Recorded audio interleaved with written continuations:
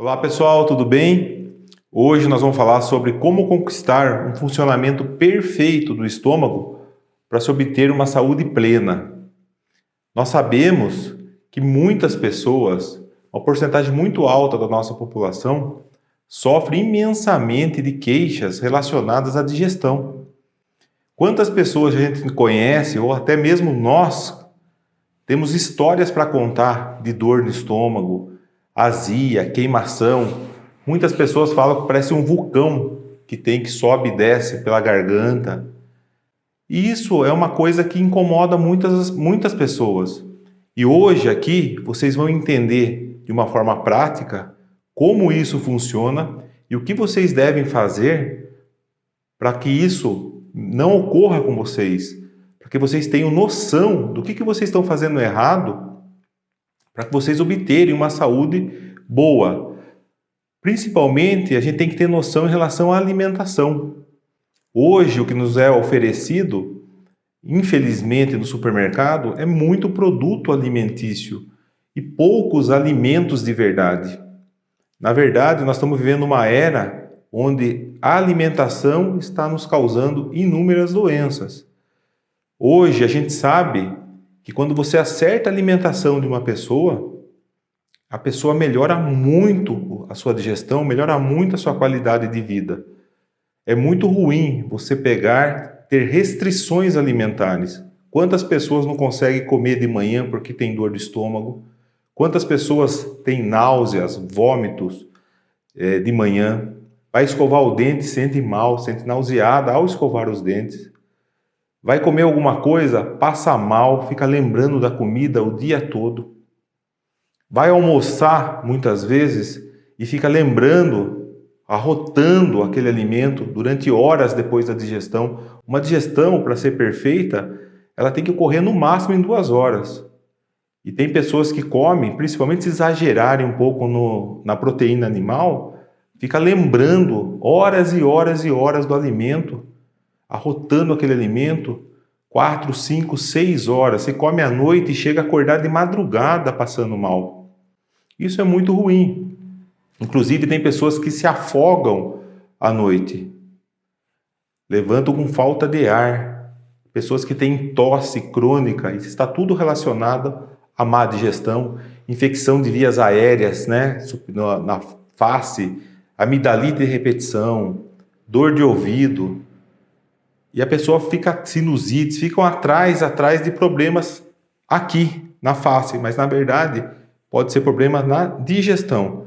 Então a gente vai vou clarear para vocês tudo, para vocês compreenderem e entenderem como vocês vão obter um funcionamento perfeito do estômago de vocês, para que vocês sejam exemplos para outras pessoas, ajudem as outras pessoas a melhorarem de vida e, obviamente, a vocês próprios, tá bom? Como que funciona o estômago? Como é que funciona a nossa digestão? A nossa digestão começa na nossa boca. Então, a gente esquece muitas vezes que a gente tem dentes, tem que mastigar, mastigar, mastigar e mastigar. Porém, o dia a dia é tão corrido, poucas pessoas têm um horário para almoçar com tranquilidade. As pessoas normalmente sentam na mesa com o prato de comida, estão olhando no celular, respondendo no WhatsApp, ou estão respondendo e-mail, ou estão assistindo alguma coisa para distrair a sua cabeça. Porque naquele momento apenas que você tem um horário pequeno para você dar uma relaxada. Então você aproveita um horário sagrado, que é uma refeição, para você fazer uma outra coisa. E isso realmente faz com que as pessoas esqueçam de mastigar adequadamente o alimento, de sentir o sabor dos alimentos. As pessoas não conseguem, às vezes nem lembram o que comeu. Fora também a escolha, come qualquer coisa. E nós vamos falar muito sobre alimento hoje. Então a mastigação tem que ser perfeita. A digestão começa na boca. Na hora que nós estamos mastigando o alimento, o nosso estômago já está começando a ficar preparado para o processo de digestão. Ele já começa a produzir as enzimas digestivas necessárias para esperar o alimento. Agora você imagina só, você que fica mascando chicletes, toda hora o seu estômago está preparando o terreno achando que é comida, você está mastigando, entendeu? Então, quando a gente tem que comer, mastigar bem para iniciar uma boa digestão. O estômago nosso está lá esperando o alimento. Na hora que o alimento desce, a gente engole, ele passa pelo esôfago e cai no nosso estômago. No nosso estômago vai ser produzido o ácido clorídrico para que consiga derreter principalmente a proteína animal que nós comemos. Carne de frango, carne bovina, peixes, ovos, carne de porco, qualquer tipo de carne que você ingira vai depender desse ácido clorídrico no seu estômago para que ele faça o processo de digestão. Eu vou desenhar para vocês aqui, para vocês entenderem um pouquinho melhor como funciona, como é o funcionamento ideal e perfeito de uma digestão adequada, tá bom? Então, como eu falei para vocês, começa na boca, aí desce para o esôfago, aí cai no nosso estômago. O nosso estômago, ele vai produzir o ácido, tá? O ácido clorídrico. Esse ácido clorídrico é que vai derreter a proteína que a gente comeu, a mistura que a gente comeu, a nossa carne. Só que o nosso estômago, ele produz o ácido, mas não se autoagride, porque tem uma camada de muco protetora no nosso estômago que impede com que o ácido faça a autocorrosão do próprio corpo. Então tem um muco que protege o nosso estômago, como se fosse uma clara de ovo, está nos protegendo. Esse ácido vai quebrar a proteína e vai começar o processo de digestão. Vai quebrar a proteína em peptídeos, aminoácidos, para que ele consiga ser absorvido no intestino delgado, depois que sair a comida do estômago. A comida tem que ser processada. Como que isso funciona? Na hora que produz o ácido, existe uma portinha aqui chamada esfíncter inferior do esôfago e existe uma portinha aqui chamada piloro. Essas portinhas se fecham. E o ácido clorídrico que está aqui, ele começa a ser misturado com o alimento. Mistura, mistura, mistura. E o pH do estômago, quando chega num pH de 2,5, bem ácido, esse piloro se abre. Pronto, está pronta a digestão. Sai todo o conteúdo do seu estômago que você comeu, pronto para ser absorvido ou terminar o final da digestão das proteínas, dos carboidratos e dos lipídios nas enzimas pancreáticas que estão aqui no intestino. Muito bem. Agora eu pergunto para vocês, quem tem um estômago desse jeito nos dias de hoje, que funciona perfeitamente bem? É muito difícil. Então, o que acontece? Vamos dar um exemplo aqui. Por que as pessoas têm muita dor no estômago depois que tomam anti-inflamatório, remédios para a dor? Por quê? Essa camada de muco protetora do seu estômago, ela é inibida. Não existe, diminui a produção da produção desse muco quando você faz uso de anti-inflamatórios. Não porque o anti-inflamatório ele vai cair aqui e vai agir num ponto específico, não. Ele é absorvido, cai na corrente sanguínea e a quantidade de prostaglandina que iria produzir esse muco deixa de produzir. Consequentemente, qualquer coisa que você coma vai te fazer mal, porque você não tem essa camada protetora e o seu estômago vai começar a produzir ácido. Então isso aí é uma coisa que a gente tem que prestar muita atenção. Uma outra coisa, com o passar dos anos,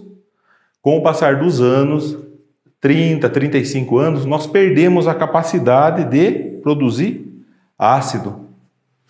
A gente come e o nosso estômago não consegue produzir uma quantidade suficiente de ácido para quê? Para ativar o processo de digestão, que vai ativar o pepsinogênio em pepsina, que vai começar a quebrar a proteína. Então, o que acontece? A gente come e a comida fica parada aqui no estômago. Quando a comida fica parada aqui no estômago, muitas vezes a comida volta, sobe para o esôfago. E aí você sente aquela azia, aquela queimação, ou até aquela regurgitação. Tem pessoas que arrotam e chega a voltar um líquido amargo na boca, ou até pedaço de comida mal digerido. E isso vai corroendo, vai machucando o esôfago e vai causando uma esofagite, uma inflamação nesse esôfago da pessoa, decorrente da proteína animal que ficou muito tempo parada aqui e não conseguiu fazer o processo de digestão. Existem algumas dicas que eu vou dar para vocês daqui a pouco, para que vocês consigam melhorar esse processo, para que vocês voltem a ter uma digestão perfeita. Mas nesse momento eu quero explicar para vocês entenderem, tá, o quão complexo que é e, no mesmo tempo, tão simples, porque vocês, com mudanças simples da vida de vocês, vocês vão obter resultados fabulosos, incríveis. Vocês vão melhorar muito. Tá? As pessoas mais jovens, as pessoas ao redor de 20 a 30 anos de idade, as pessoas produzem normalmente ácido normalmente. Isso, as pessoas que têm uma vida normal, saudável. Porque hoje em dia a gente tem que entender que o estresse, a correria do nosso dia a dia está deixando todo mundo doente. É que não apareceu o nome da doença ainda, mas logo vai aparecer, infelizmente. Mas teoricamente falando, uma pessoa jovem produziria ácido normalmente, e as pessoas depois dos 35 anos não produziria ácido. Quando a pessoa produz também ácido em excesso, também esse ácido em excesso pode subir e corroer o esôfago também. Isso ocorre principalmente nas pessoas mais jovens. Assim como esse ácido, se você diminui a camada protetora de muco, e essa camada protetora de muco, como eu falei para vocês, ela é diminuída com o uso de anti-inflamatório, mas também aquela bactéria chamada Helicobacter pylori, é uma bactéria que vive no nosso estômago, vive na parede do nosso estômago, grudada na parede do nosso estômago. Ela diminui a produção de muco, nos deixando expostos a alimentos que a gente come no nosso dia a dia e que muitas vezes, infelizmente, são alimentos de má qualidade, são produtos alimentícios. Tudo isto leva à inflamação no nosso estômago. Nosso estômago começa a ficar inflamado. E essa inflamação no nosso estômago, ela pode ocorrer nessa região do estômago, que é na saída do estômago. Aqui está o duodeno, a saída do estômago tem essa portinha chamada piloro aqui. Pode acontecer uma inflamação no antro gástrico, então muitas pessoas têm a gastrite antral quando você faz uma endoscopia. Ou essa inflamação pode ocorrer no estômago inteiro, chamado uma pangastrite, que pode ser leve, moderada, grave e pode ser inclusive erosiva. E quando mais erosiva pode levar também à formação de úlceras, principalmente na região do antro, que é essa região da saída do estômago. Úlcera é como se fosse uma ferida. É uma ferida, é uma úlcera mesmo, é igual uma úlcera que você tem, que você já viu, varicosa numa perna, forma-se uma úlcera, uma ferida feia no estômago que ocasiona muita dor, muito incômodo. As pessoas não dormem, inclusive, à noite, têm dificuldade para dormir ou acorda com dor. O tabagismo, a pessoa que fuma, também contribui muito para diminuir essa camada protetora do nosso estômago. E também é um grande causador de úlcera, tanto a nível de estômago quanto a nível de duodeno. Vai formar úlcera, muita úlcera quem fuma. Quem tem a bactéria Helicobacter pylori tem que ser tratado, porque essa bactéria ela causa um transtorno muito sério no nosso estômago, sendo uma das causas de formação de úlcera, inclusive de câncer. A Helicobacter pylori está relacionada com a formação de câncer gástrico. 50% da nossa população, infelizmente, tem essa bactéria e não sabe que tem. Às vezes estão andando, não tem sintomas, estão aí na vida, no seu dia a dia normalmente.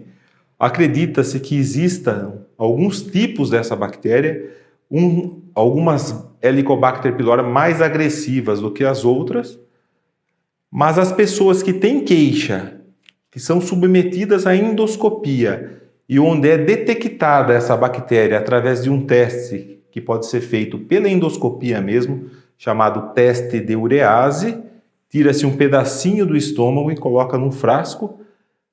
Normalmente a coloração desse frasco é amarela, se tiver bactéria vai se transformar em cor de rosa ou vermelha, confirmando a presença da Helicobacter pylori. Nas pessoas que têm queixas, essa técnica, você detectou que tem que tratar. Existe controvérsia na literatura, tem pessoas que optam por tratar a bactéria apenas quando tem úlcera, e existe uma outra corrente que trata sempre a bactéria. Eu, particularmente falando, eu procuro sempre tratar a bactéria quando detectada, porque você não sabe se a pessoa vai ter outra oportunidade de fazer endoscopia, você não sabe quando você vai ver a pessoa de novo, e se você deixar uma pessoa com bactéria, daqui a alguns anos ela desenvolve um tumor, isso não é legal. Então, eu, particularmente falando, trato todos os pacientes que têm bactéria Helicobacter pylori, através desse teste de urease, que você pode fazer via endoscopia, e fica pronto imediatamente, 10, 15 minutos depois do exame, ou você pode colher material, colher biópsia dessa região do estômago, ou até do corpo gástrico, e mandar para a biópsia, que seria o padrão ouro, porque o patologista vai fazer os seus testes e vai confirmar a presença ou não dessa bactéria Helicobacter pylori. Muito bem, e como que a gente faz o diagnóstico? Então a pessoa chega no consultório com todas essas queixas que a gente comentou, a pessoa está desesperada, normalmente já está tomando o omeprazol ou algum tipo de zol, lanzoprazol, pantoprazol, rabeprazol e etc. Existem vários tipos da linha dos zóis. O que esses remédios fazem? Esses remédios combatem a acidez, faz o estômago não produzir ácido. Perfeito. E esse omeprazol anestesia o estômago e o esôfago, dando conforto ao paciente. Então, você que está tomando omeprazol, você tem um alívio imediato dos sintomas usando omeprazol, mas você está tampando o sol com a peneira. Porque quando você diminui a produção de ácido do seu estômago, você está mexendo diretamente com a digestão de proteína. Você não vai conseguir digerir a proteína que você comeu.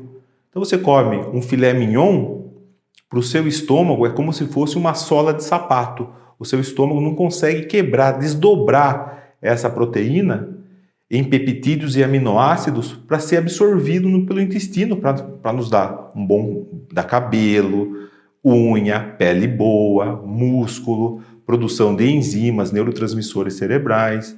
Então, quanto mais velho a pessoa vai ficando, menos ácido a pessoa já produz. Agora, tomando os zóis da vida, vai cair abruptamente. Então, a pessoa acaba, de uma certa maneira, se prejudicando, porque você vai ter menos aminoácidos para se fixar no seu músculo. E a pessoa acaba gerando um quadro de sarcopenia, deficiências de vitaminas e minerais que os alimentos, a proteína animal, contém. Então, tem que ter muito bom senso ao se usar os zóis da vida. Isso é uma regra, é ruim para todo mundo, é uma regra que você não deve usar omeprazol, os zóis da vida? Não. Tem casos em que há necessidade de se usar o omeprazol, mas por tempo curto, limitado, não mais do que 60 dias, principalmente no jovem hipersecretor de ácido, porque os jovens produzem excesso de ácido e o excesso de ácido pode causar refluxo e também pode machucar o estômago. Mas qual é a causa do excesso de ácido? É isso que a gente tem que ir atrás e não apenas pensar no medicamento em si. Então, quando eu pego um jovem que é um hipersecretor ácido, o que eu faço? Eu posso até dar um Zol da vida para ele, momentaneamente, mas ele tem que mudar a vida dele. Tem muitas coisas que ele está colocando na boca dele, que ele está introduzindo no seu organismo, que está causando todo esse transtorno no estômago. Então, quando você usa o omeprazol, é mais fácil, é rápido. Então, o paciente chega no consultório, você daria um omeprazol, acabou os sintomas da pessoa, mas você não resolveu a causa. Você está trocando apenas o telhado de uma casa que está trincando, que está com o alicerce ruim. Nós temos sempre que procurar fortalecer o nosso alicerce. Eu não recomendo o uso crônico do omeprazol.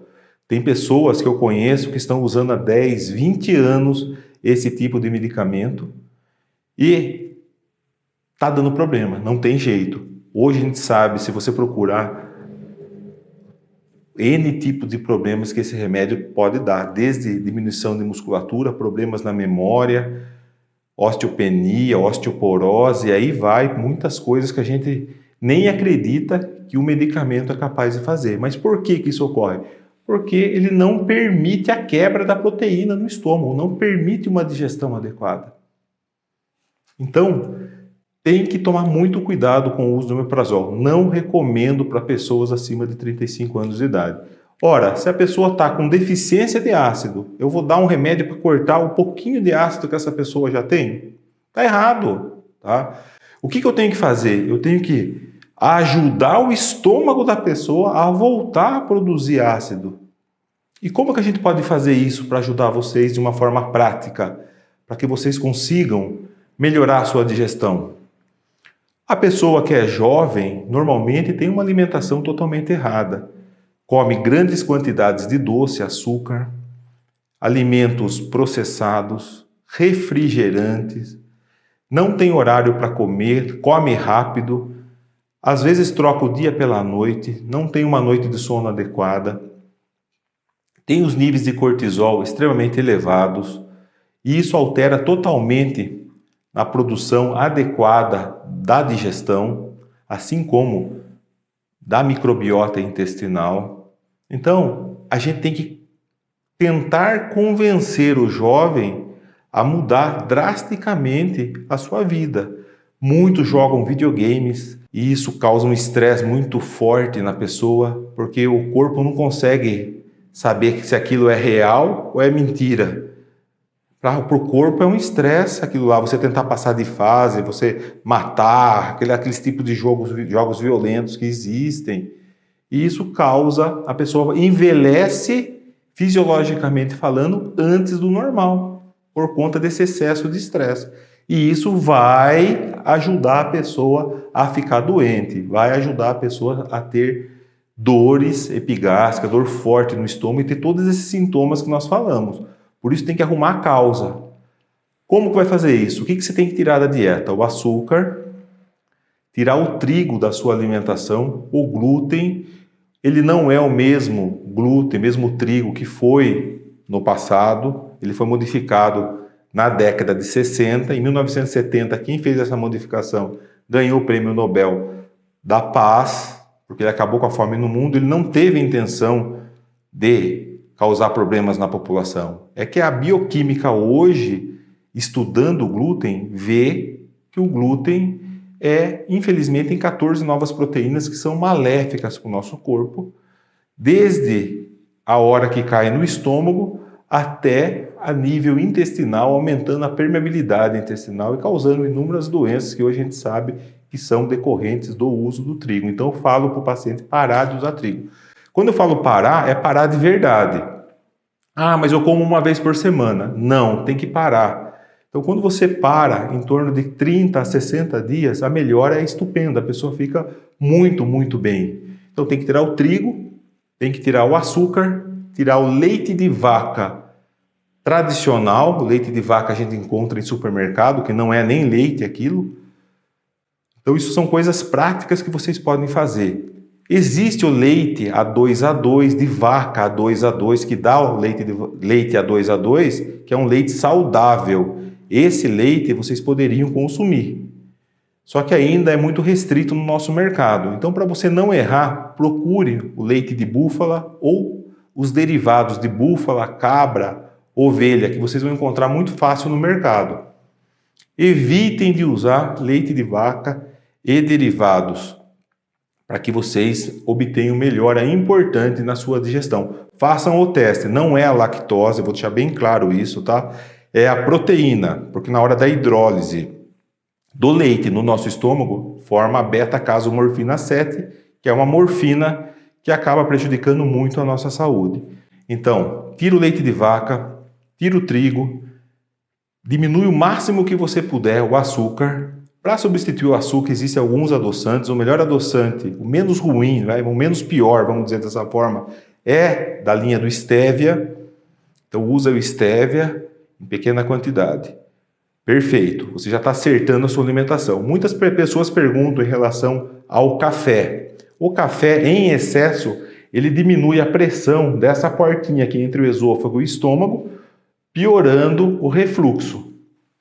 Mas se você tomar um, dois ou até 3 cafés por dia, isso aqui vai ser praticamente, não vai ocasionar isso aqui. Agora, existem pessoas que tomam litros de café, grandes quantidades de café e começam a apresentar refluxo, azia e queimação. Pode ser porque o café diminui o relaxamento do esfíncter inferior do esôfago, que é essa portinha que conecta o esôfago com o estômago, abre essa porta, conteúdo do estômago sobe para o esôfago, ocasionando queimação. Chocolate também é um dos causadores da diminuição do esfíncter inferior, da pressão do esfíncter inferior do esôfago, assim como o café. Então eu recomendo a vocês usar um chocolate amargo, de 70% a 80% de cacau, mas com moderação, com bom senso, como sobremesa, um pedacinho de chocolate depois das refeições, para que vocês não diminuam essa pressão do esfíncter inferior do esôfago. O álcool, como a gente sabe, se você beber um vinho com moderação, como é orientado numa dieta mediterrânea, que é a melhor dieta que tem, uma dieta anti-inflamatória, então você pode usar com moderação uma meia taça de vinho por dia, ou eventualmente tomar, que você não será prejudicado. Agora, a pessoa que bebe cerveja, além de conter glúten, tem também o álcool em excesso que vai agredir a parede do nosso estômago, vai diminuir a pressão do esfíncter inferior do esôfago, vai piorar o refluxo, até porque tem gás, grande quantidade de gás também, piorando os sintomas. Pessoas que bebem bebidas de dose também devem ter muito bom senso na hora de beber, porque pode ser um dos motivos que você esteja apresentando esses sintomas ruins, chatos, que está fazendo você sofrer, que está inflamando o seu estômago, que está machucando o seu esôfago, que pode estar ocasionando úlcera no seu duodeno ou até inflamação no seu duodeno, como a buboduodenite, que é muito comum. A gente encontra muitas endoscopias, a gente encontra também inflamação no bulbo duodenal, tá bom? Então, em relação à alimentação, basicamente, se vocês acertarem apenas isso e melhorarem a produção de enzimas digestivas do seu estômago, como é que você faz para aumentar a acidez do seu estômago se você tem acima de 35 anos de idade? Simples, de uma maneira prática, você pode temperar a sua salada com limão. Então, na hora de você almoçar, você almoça seu arroz, seu feijão, comida típica da maioria dos brasileiros, com o seu pedaço de carne. E aí, você tem uma salada que você pode colocar bastante limão e comer essa salada com esse limão ou colocar limão em cima da sua comida. Consequentemente, esse limão é ácido e ele vai ajudar a ativar o pepsinogênio em pepsina para que você tenha uma digestão melhor. Juliano, eu posso usar água com limão? Não. Água com limão, não. Para melhorar a digestão? Não. Porque a água com limão, ela vai chegar aqui no nosso estômago num pH alto, porque ela está diluída com a água. A água tem um pH de 7, vamos pôr dessa forma. O limão tem um pH de 2,5. Na hora que você mistura um limão ou dois limões num copinho de água, o pH da água já não vai ser ácido. Eu quero um pH de 2,5. Para quê? Para que eu consiga liberar essa portinha aqui da saída do estômago chamada piloro, para que você melhore, volte a ter uma digestão como você tinha quando você tinha 20 anos de idade. Então, aí uma dica prática para vocês, tá? Uma outra coisa que vocês podem fazer, tem muitas pessoas que não gostam de colocar limão na comida ou limão na salada, é temperar a salada com vinagre de maçã. O vinagre de maçã também vai ter esse papel de diminuir o pH e contribuir para que você tenha um esvaziamento gástrico adequado. Quando você fica com a comida parada aqui 3, 4, 5 horas, a comida aqui fica como se fosse apodrecendo aqui no seu estômago. E ela vai machucando o seu estômago, porque ela fica aquele contato, aquela comida parada, aquela comida morta no seu estômago, vai machucando todo o seu estômago, vai ocasionando refluxo, esse tipo de patologia que eu falei para vocês. Existem alguns alimentos que ajudam muito também na digestão de proteínas, que vocês podem usar eles depois da refeição. Então o abacaxi contém a bromelina e a bromelina ela vai quebrar a proteína animal, facilitando a saída do estômago, um alimento já digerido, além do abacaxi ser ácido e também contribuir para que atinja um pH baixo do nosso estômago, tá bom? Quero deixar bem claro para vocês, muitas pessoas têm dúvidas, as pessoas acham que o pH do estômago é ácido sempre. Não, o pH do estômago é 4,5 quando nós estamos com o estômago vazio, tá? Então, se o pH é 4,5 na hora que cai a comida, a gente tem que chegar num pH 2,5, bem ácido, para que aconteça um esvaziamento gástrico adequado. Então, o abacaxi é uma dica bem interessante também. Uma outra possibilidade é usar o mamão. O mamão tem papaína.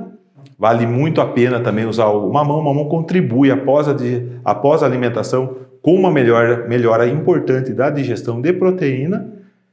O kiwi também ajuda muito e o figo. Então, são alguns alimentos aí que você pode ter na sua manga para ajudar na sua digestão. Gosto muito de alguns tipos de chás. O chá de orégano, por exemplo, você pode beber o chá de orégano antes da sua refeição, ele vai ajudar, vai melhorar a secreção ácida do seu estômago, melhorando a sua digestão. Você pode usar chá de sálvia, é bem interessante também, ele facilita bastante a digestão. O chá de boldo, que muitas pessoas gostam de usar, o chá de boldo, ele é muito interessante para a digestão de gorduras. Mas o grande vilão do nosso estômago, da digestão nossa em relação ao estômago, é a proteína. Então temos que digerir proteína adequadamente, senão essa proteína vai ocasionar malefícios, como foi falado para vocês aqui, essa dificuldade de vazar, sair do estômago rapidamente. Você fica horas e horas e horas com essa proteína parada, que vai ocasionar todos esses sintomas, tudo que a gente discutiu aqui. Existem profissionais que vocês devem procurar quando você tem queixa digestiva. Não tem jeito. Por quê? Olha só, tem que fazer exame, pessoal. A gente tem que correr atrás do diagnóstico. A pessoa chega com um sintoma no consultório, um simples sintomas de má digestão, de refluxo, pode ser uma úlcera, pode ser uma gastrite, pode ser uma pangastrite e pode ser um câncer. Principalmente se a pessoa está associada a emagrecimento, a pessoa está ficando anêmica. Então, assim, é muito importante você que está com queixas fortes, não está bem, está sofrendo diariamente, que procure um profissional para investigar a causa. Qual é o exame apropriado quando a gente tem má digestão? O exame é uma endoscopia digestiva alta. Você pega o aparelho, o endoscópio entra pela boca, desce todo o esôfago, vai avaliar todo o seu esôfago, como que está, você olhando, existe um vídeo onde você consegue visualizar como que está essa mucosa do seu esôfago, você vê se está inflamada, se tem esofagite ou não, se tem alguma úlcera ou não. Você entra dentro do estômago com o endoscópio e você consegue avaliar toda a parede gástrica, tudo, você consegue ver se está com edema de mucosa, se está com úlcera, se está com gastrite. Você tem a oportunidade de colher material para saber se tem algum processo mais grave ou não, para ver se tem bactéria ou não, fazendo tanto o teste de urease, como eu falei para vocês, como propriamente a biópsia mesmo, que vai mostrar se tem a bactéria ou não. Você consegue entrar no duodeno, você passa para o piloro, passa essa saída do estômago e você consegue visualizar o duodeno.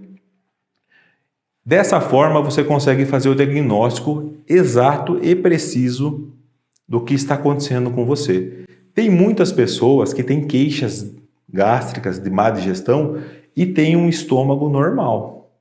A pessoa não tem nada. Faz um exame de endoscopia e está normal. Chama-se dispepsia funcional, isso aí.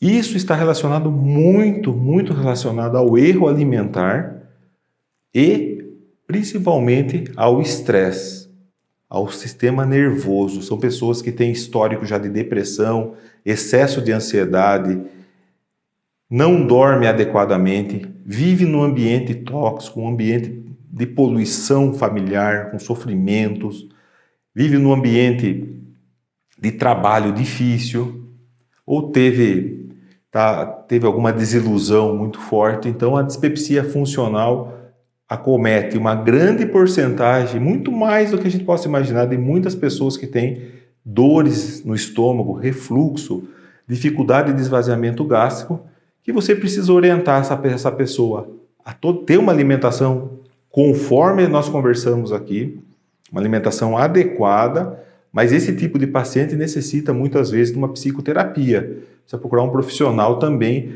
para ajudar a superar essas crises emocionais que essa pessoa está vivendo, ou muitas vezes tem um trauma que viveu e que a pessoa não conseguiu desvencilhar, esquecer desse trauma, e esse trauma acompanha essa pessoa até os dias atuais, ocasionando às vezes uma doença que é uma sequela desse sofrimento que a pessoa passou no passado. Então isso aí é uma coisa que também que a gente não pode esquecer. Um outro exame importante, além da endoscopia digestiva alta, a gente tem que fazer um ultrassom do abdômen, porque muitas vezes uma dor de estômago, uma queimação, uma dor em cólica, que a gente acha que é estômago, é pedra na vesícula. Então um diagnóstico diferencial que você sempre tem que ter em relação a estômago, a má digestão, é avaliar, fazer um ultrassom da vesícula. No ultrassom da vesícula vai ver se tem ou não cálculo biliar, cálculo, pedrinha dentro da vesícula. Se tiver pedra dentro da vesícula, a melhor coisa que tem é operar, tem que fazer cirurgia. Hoje a gente sabe que a cirurgia videolaparoscópica é muito tranquila de ser feita. E você vai tirar um órgão que está doente, que ele não está te ajudando absolutamente em nada, porque ele está cheio de pedra, e pelo contrário, essa pedra pode sair da vesícula, pode enroscar no seu pâncreas e ocasionar uma pancreatite, e que muitas vezes, infelizmente, é fatal ou leva sequelas para o resto da vida. Então, pedra na vesícula é um diagnóstico diferencial que a gente não pode deixar de falar para vocês. O bom senso em relação ao tratamento é saber o que eu estou colocando na boca é comida ou é produto alimentício. Quando você entra no seu supermercado, que você faz todo dia, procura comer, colocar dentro do seu carrinho para você comprar e se alimentar na sua casa, produtos vivos. Você está com vontade de comer um molho de tomate, vai fazer um molho de tomate, procura comprar o tomate e você fazer o molho de tomate. Está com vontade de comer milho, compra o milho e você faz o milho. Não compra nada enlatado, nada pronto. Tira o trigo, não esquece disso que eu falei para vocês. Segue essas dicas simples que eu falei para vocês. E muitas vezes o profissional que vai te atender, se você não obter melhora com tudo isso que eu falei, existem hoje enzimas digestivas que a gente pode prescrever para os pacientes. Isso aí é bem tranquilo, você pode aumentar a quantidade de ácido do seu estômago com enzimas digestivas, ou você pode usar a pepsina já ativa para ajudar na digestão. Mas é sempre bom, nesse caso, ter um profissional acompanhando você do seu lado, que sabe que está tudo sob controle, que não pode ser tratado às cegas. Eu quero deixar bem claro isso para vocês, porque muitas pessoas olham vídeo no YouTube, estudam por conta, se automedicam, mesmo com suplementos, e muitas vezes não deixa de ser feito um diagnóstico. Às vezes você perde o tempo. Se você vai no médico e o médico faz o diagnóstico exato e trata você no tempo correto, uma doença que às vezes é simples pode se tornar complicada a evolução dela se você demorar. Então é muito importante você que está sofrendo, está fazendo tudo correto e as coisas não estão caminhando bem, é melhor você procurar um profissional de saúde para saber realmente o que está acontecendo e tratar você da maneira adequada. Bom, essa é o tema que eu tinha para falar para vocês. Espero que vocês tenham gostado. Vou aproveitar aqui para convidar vocês a conhecer o meu canal no YouTube, Dr. Juliano Teles.